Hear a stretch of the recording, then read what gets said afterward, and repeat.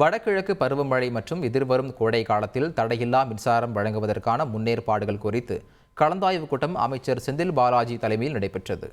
மின் தடங்கள் ஏற்படும் இடங்களில் சிறப்பு கவனம் செலுத்தி அதற்கான காரணத்தை கண்டறிந்து உடனடியாக சரி செய்ய அனைத்து அலுவலர்களுக்கும் அமைச்சர் செந்தில் பாலாஜி உத்தரவிட்டார்.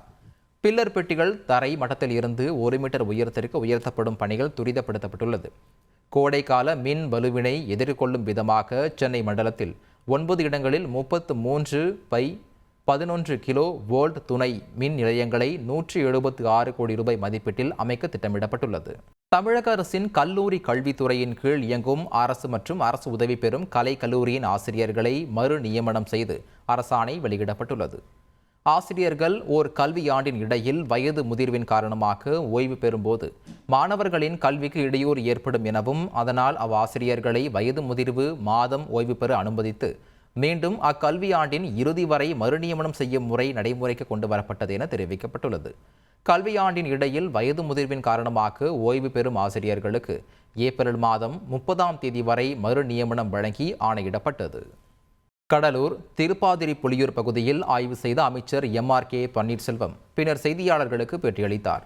டிஜிட்டல் சர்வே பணிகளில் 21,000 வேளாண் கல்லூரி மாணவர்கள் ஈடுபட்டதாகவும் இது அவர்களுக்கு வேளாண் பயிற்சியை ஊக்குவிக்கும் வகையில் அமையும் என்று தெரிவித்தார்.